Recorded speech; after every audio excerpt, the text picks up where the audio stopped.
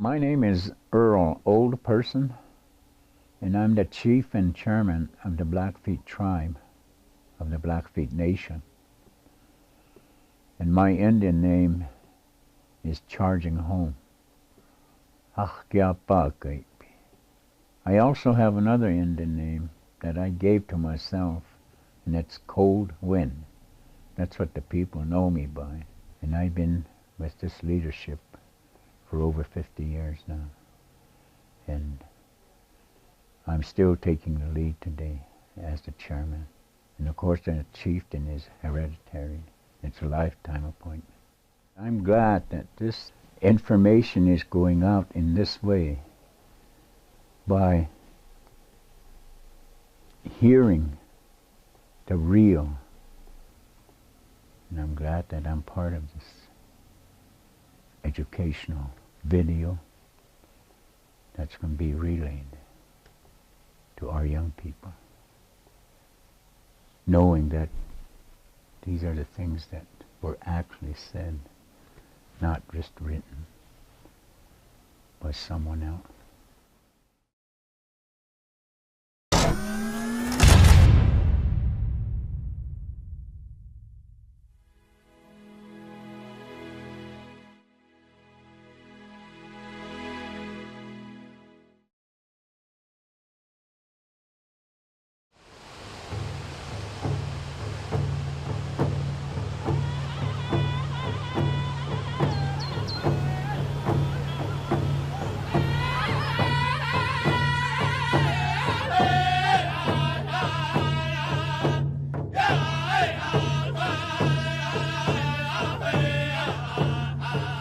We are the Blackfeet Indian Nation, directly related to 3 of Canada's First Nations, the Siksika, the Kainai, and the North Piikani. Collectively, we are known as the Blackfoot Confederacy, and each nation has been recognized independently by the U.S. and Canadian governments since the late 1800s. Today, the Blackfoot Confederacy has over 35,000 enrolled members.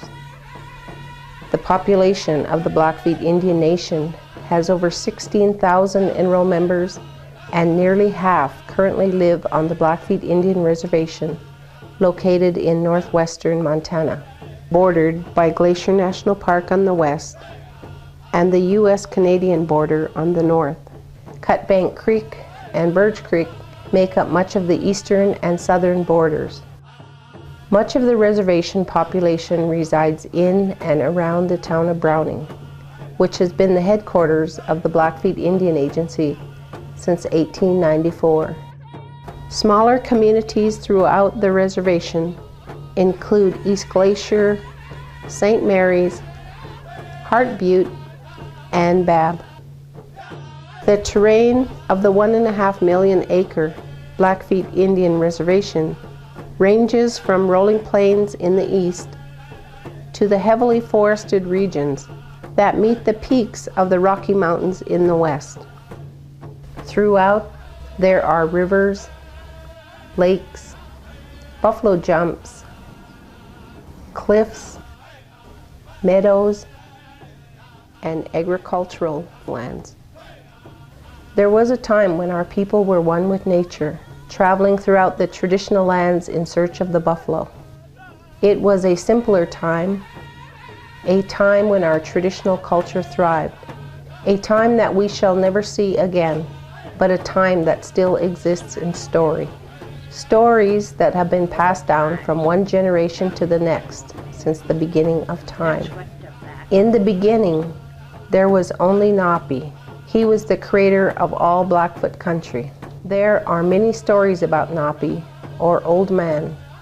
According to oral legend, Old Man came from the south traveling north. Along his journey, he created many things. He made the mountains, prairies, timber, and brush first. As he passed throughout the land, he would stop here and there to make a river, and even added waterfalls to some, fixing up the world as we see it today. Then he began making all the people. animals, and birds.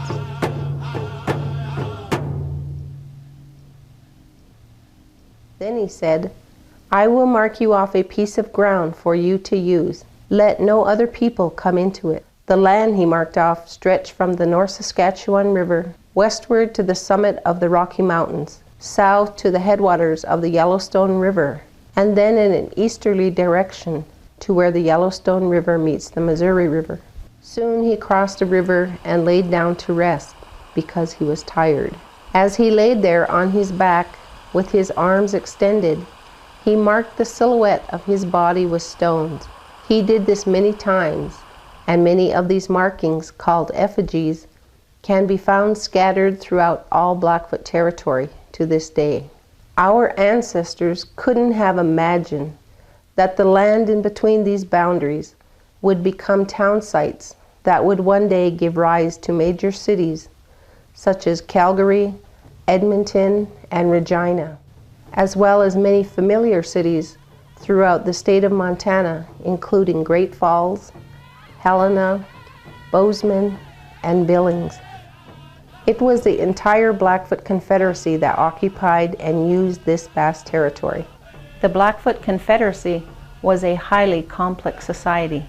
Each nation spoke the same language, shared the same creation stories, customs, and moral values, all of which derive from oral legend and traditions that were given to us through our ancestors.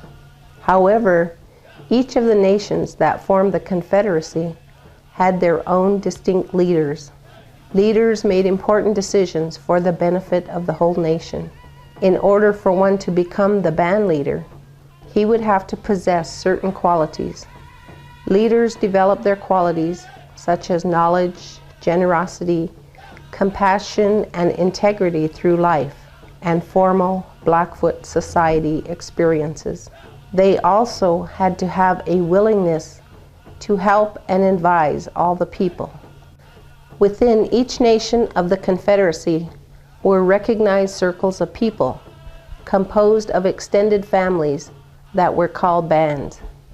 The amount of bands varied not only in number, but also in size depending on the nation's population at any given time. But a band of 200 to 300 people was typical. These numbers were necessary to maintain the camp, participate in ceremonies, and to provide the band with protection and security from surrounding tribes. Each band had a leader who traveled and camped with them. The band chief led them while they searched for food and resources throughout the entire territory. Each band chief sought input from the families within his band in order to make decisions that were based on the wants and the needs of the band as a whole. One of the most important decisions was where to move camp.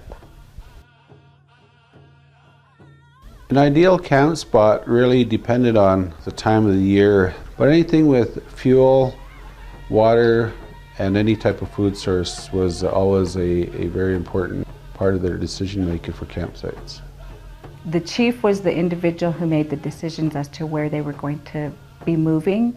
When their resources were depleted is about the time when they needed to be moving camp, whether that be their food source, that meant their game. If they were moving camp to go hunt in different areas, that would determine when they would move. If it was time for picking certain types of plants, roots, berries, so all of those types of things to survive would determine whether the camp was going to be moving or not. Moving camp was no easy task. The hides for our lodges were very heavy. Dogs were very important in this process. A travois was basically just 2 teepee poles tied with rawhide at one end and attached to the back of a very large, strong dog. The travois was then loaded with various necessities.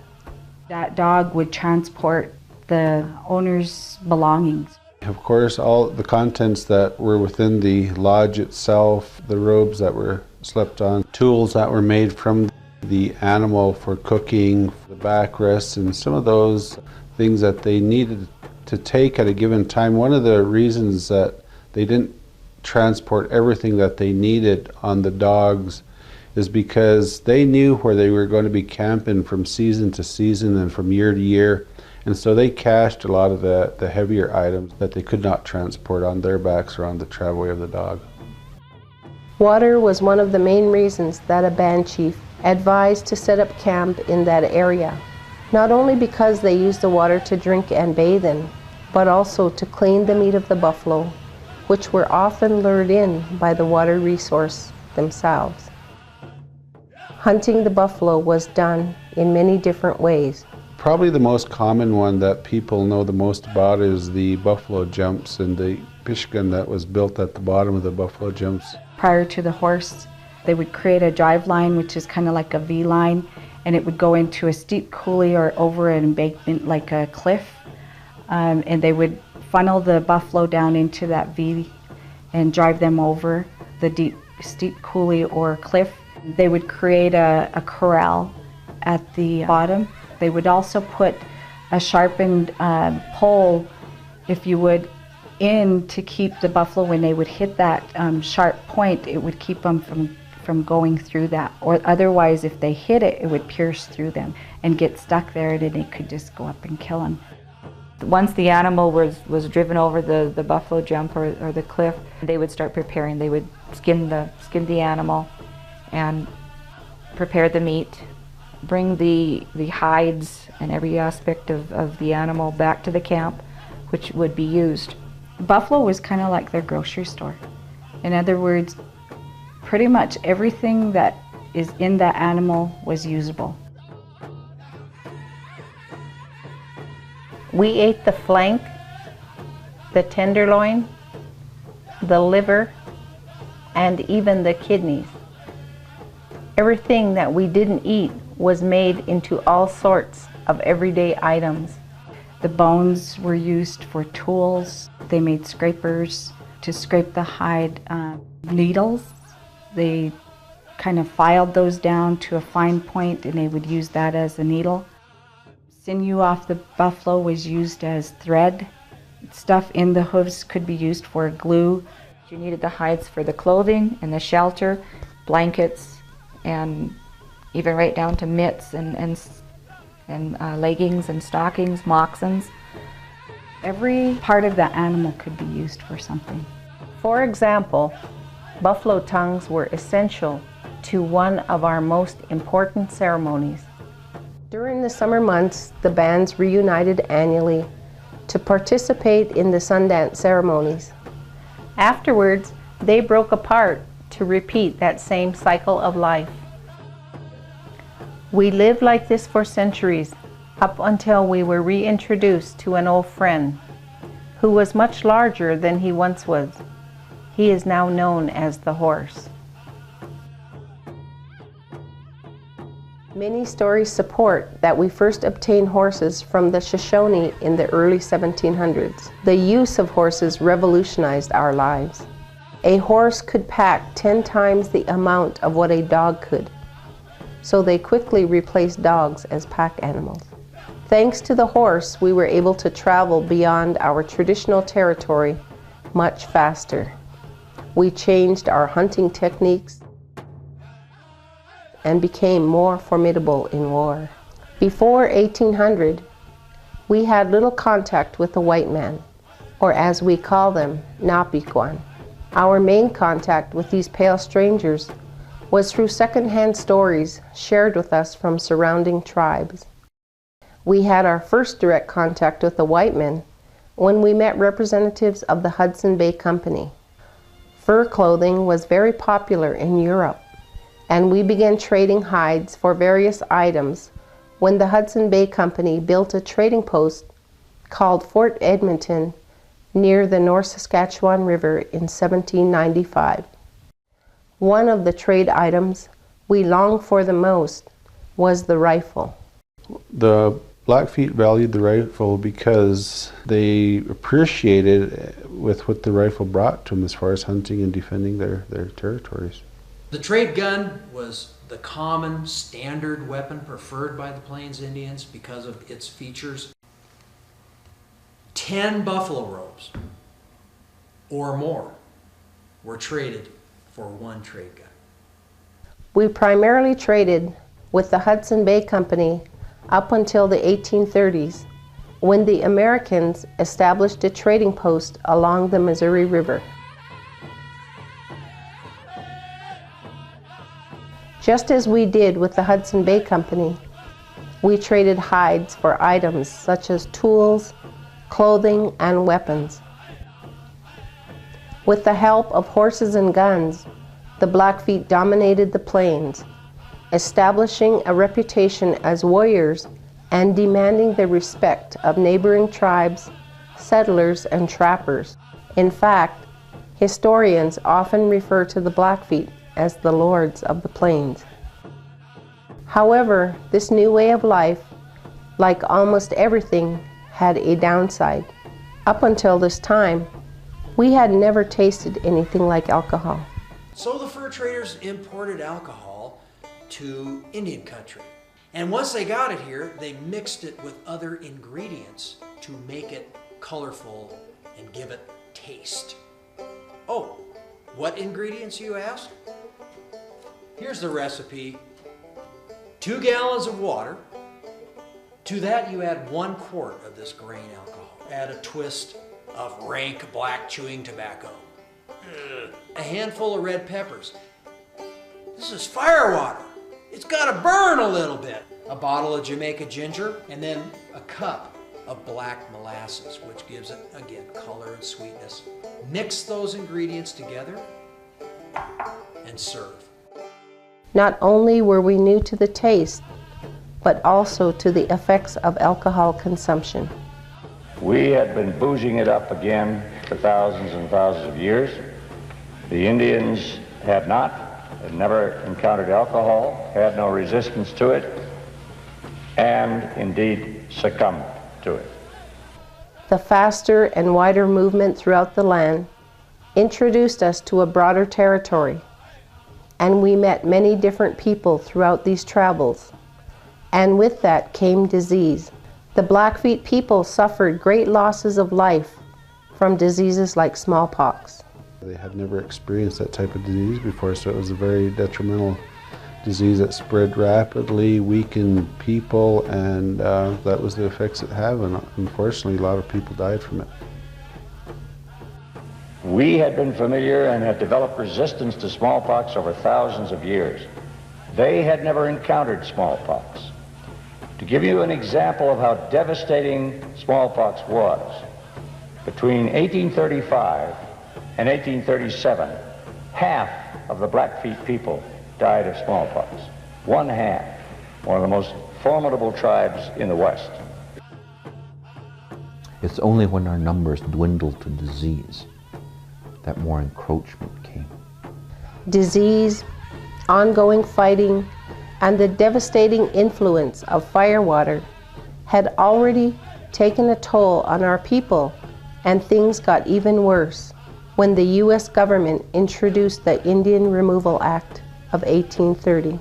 This policy ordered all Indian tribes east of the Mississippi River to move westward, right toward our traditional lands.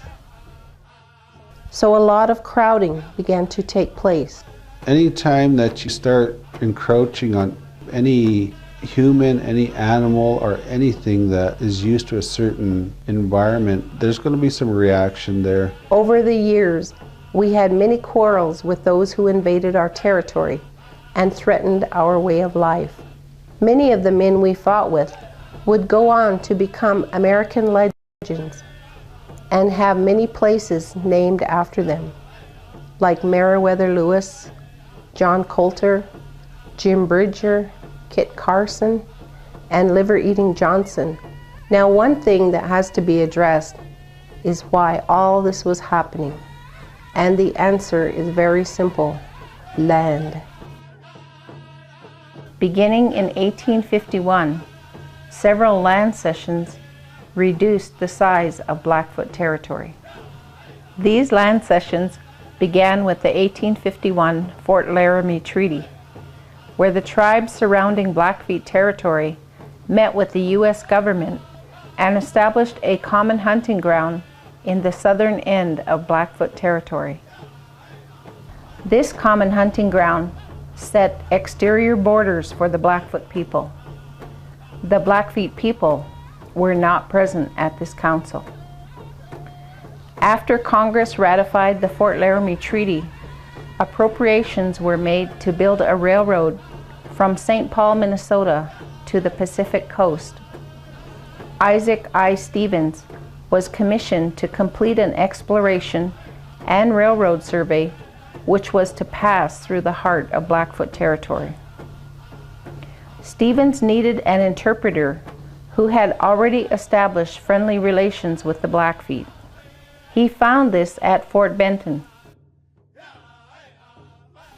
Alexander Culbertson was in charge of trade there and married to a Blackfoot woman named Natawista. This relationship set the stage for the government's intent to negotiate what is now known as the Lame Bull Treaty. On October 17, 1855, the Blackfoot Confederacy signed their first and only treaty that would ever be ratified by the United States Congress. Signers of this treaty included Mountain Chief, Lowhorn, Little Grayhead, Big Snake, the Skunk, the Badhead, and Lame Bull himself. The treaty was an agreement to share the common hunting ground previously established at Fort Laramie for exactly 99 years. This land was just below an imaginary line drawn eastward from present-day Rogers Pass to the nearest point of the Musselshell River. In exchange for this land, the Confederacy was to receive annuities for 10 years and the first designated Blackfoot agency, which was established at Fort Benton.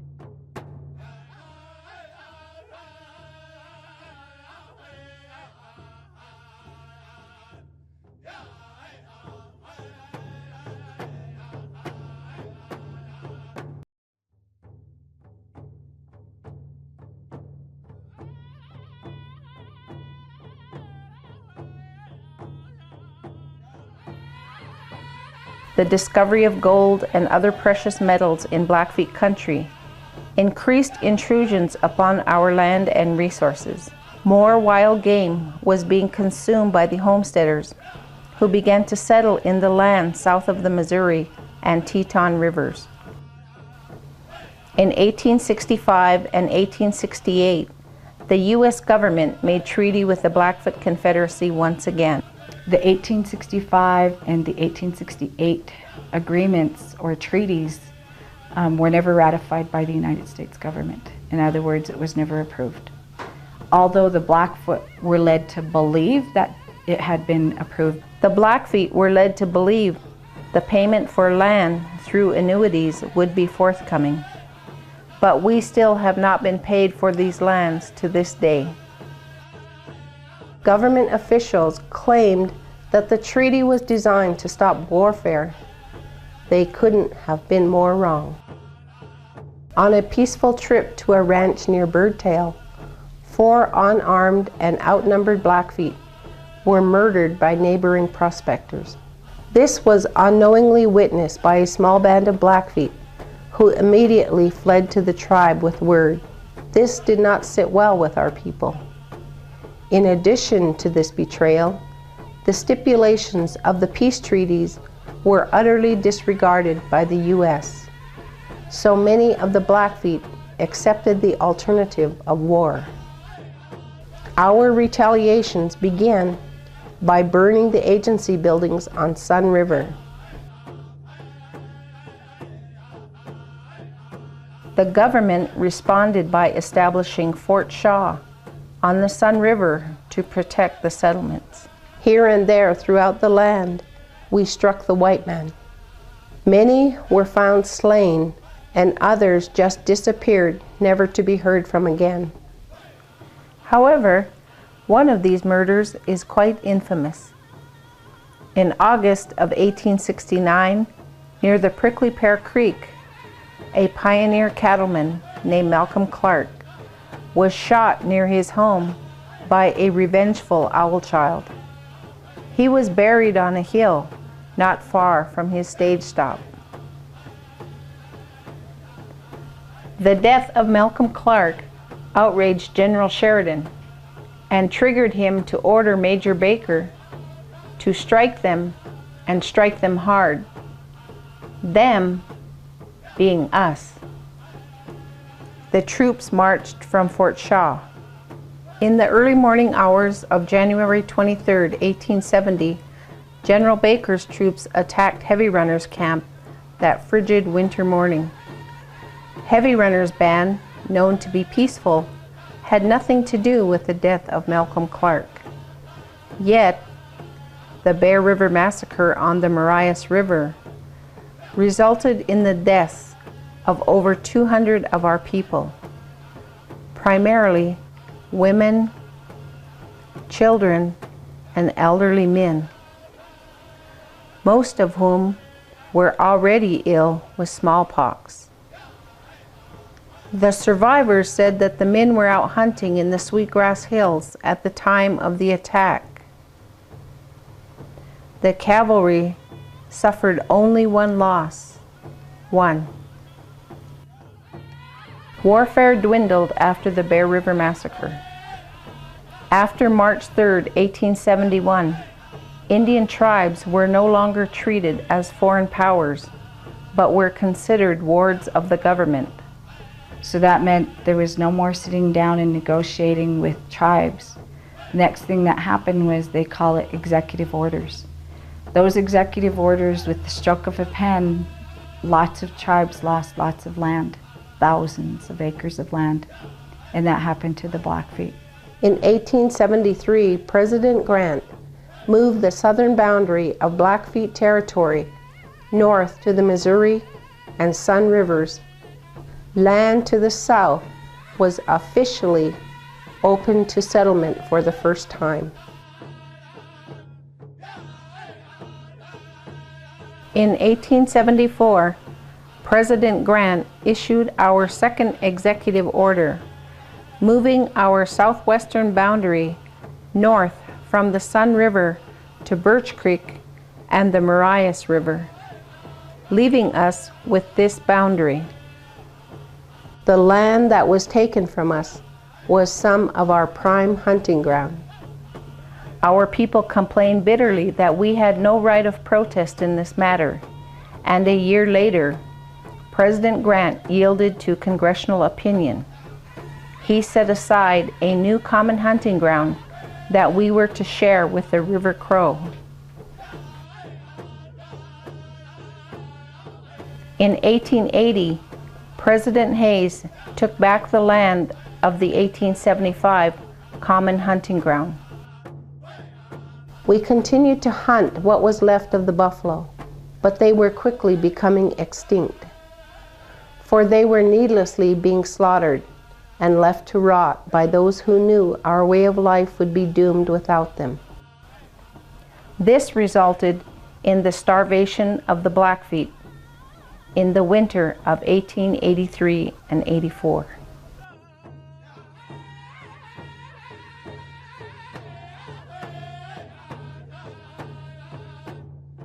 By 1887, we were so hopeless that we made an agreement to sell land to the U.S. 17,500,000 acres were ceded to the U.S. through this agreement alone. The remainder of the land was divided into 3 reservations: the Fort Peck Reservation, Fort Belknap Reservation, and the Blackfeet Reservation. Our people, of course, were assigned to the Blackfeet Reservation.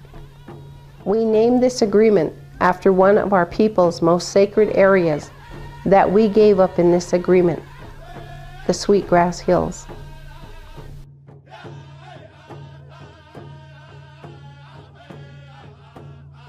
Missions were formed in order to house and educate Indian children. The Holy Family Mission was founded on the Blackfeet Reservation in 1890.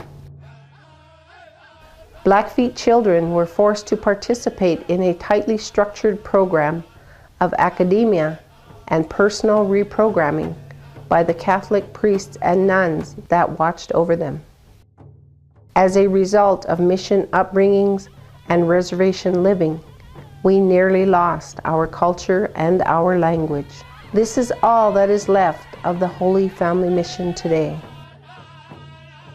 In 1895, we agreed to lease a strip of land on the western boundary for 99 years, leaving us with the boundaries of our current reservation. This land contains some of our most sacred mountains and our richest resources. This strip of land became known as Glacier National Park. Soon after the park was opened, stories of the beauties within attracted wealthy tourists from afar. This year, we'll have a real vacation in one of our great national parks. We're going to northwestern Montana, to the finest mountain country in America. Convenient camps make it unnecessary to carry food or camping equipment. Horseback and foot trails penetrate almost all sections of the park. You can go as you please. There's an Indian encampment nearby. We're on the edge of the great Blackfeet reservations. And it's like turning back the pages of history to watch them sing and dance. The Blackfeet were once the terror of the North, but the tide of civilization has swept over them. With the vivid picture of these American Aborigines in our minds, we go across this attractive bridge. We're on the way to the chalets near the foot of Two Medicine Lake. Majestic forest-covered peaks rise on every side, separated by deep glaciated valleys. The water comes tumbling down from the blue mountain lake above and falls to the stream below. There's good trout fishing here, brook and rainbow, and in the larger lakes, a Mackinaw or Dolly Varden weighing as much as 40 pounds. Here's an oddity. The wind's blowing the water backward, and it makes a beautiful sight against the sky. The sun smiles down on peaceful lakes and towering mountains. Wildlife abounds. There's a ground squirrel. Have you ever seen one? Friendly little fellow. You can walk right up to him. He's shy, but he's hungry too. He's always hungry. The waitresses at Glacier Park Hotel dress in Swedish costumes. They're watching this launch cutting its way through the clear blue water, bringing visitors from one of the trails across the lake. Forests are dense and the ground is carpeted with flowers. Let's take one of these trails. Food and supplies are loaded, and we cross this small bridge. We've heard that near Swift Current Falls, there are some nesting water ouzels. There's one, see him? Here's the place to study wildlife. There are so many things to do in any glacier region. You can learn the secrets of nature, climb a mountain, go swimming, fish. In order to ensure the success of the park, many of our people were taken to places like New York and Washington, D.C. to advertise the park and also unofficially let the public know that our people were friendly. They must have felt very different riding on the train like the white man for the first time. Perhaps even privileged, considering that they weren't allowed to leave the boundaries of the reservation starting in the late 1800s. They had never seen such marvels and must have felt very small standing next to the skyscrapers that they couldn't have imagined existed. At the turn of the 20th century, the Blackfeet people were speaking both Blackfeet and English, dressing in buckskin, calico, trade wool, eating domestic beef, fry bread, living in teepees and log homes, dividing the reservation into land allotments, bargaining their land and sacredness for store items. Napi's teachings and land resources for the Blackfeet had dwindled.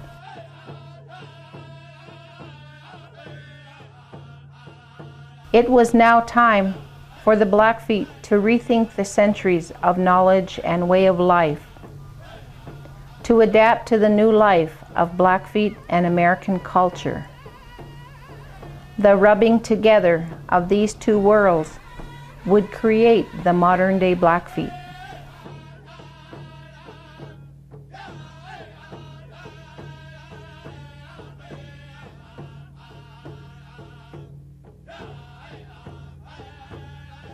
In 1924, the Blackfeet people became citizens of the United States with voting privilege. The Indian Citizenship Act of 1924 proclaimed, "Be it enacted by the Senate and House of Representatives of the United States of America in Congress assembled, that all non-citizen Indians born within the territorial limits of the United States be, and they are hereby declared to be citizens of the United States, provided that the granting of such citizenship shall not in any manner impair or otherwise affect the right of any Indian to tribal or other property." The 1887-1934 Allotment and Assimilation Federal Indian Policy era led abruptly to the Indian reorganization era of 1934 to 1953. The abrupt change was led by two significant events: the 1928 Merriam Report and the Great Depression of the 1930s. In 1935, the Indian Reorganization Act, also known as the Wheeler-Howard Act, came to the Blackfeet Indian tribe and established three things. 1. The tribe as a political entity. 2.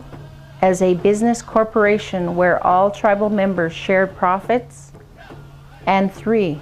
The Tribal Council. The tribal membership consisted of all persons of Indian blood whose names appear on the official census roll of the tribe as of January 1st, 1935. All children born prior to the adoption of this amendment to any blood member of the Blackfeet tribe maintaining a legal residence within the territory of the reservation at the time of such birth. The 1953 to 1968 termination era was experienced by the Blackfeet tribe. However, our reservation was not eliminated, and the tribal government maintained jurisdiction over our land and our people. In 1962, the Blackfeet Constitution required 1/4 or more Blackfeet blood quantum for enrolled membership in the tribe. Those persons not meeting blood quantum requirements became known as descendants.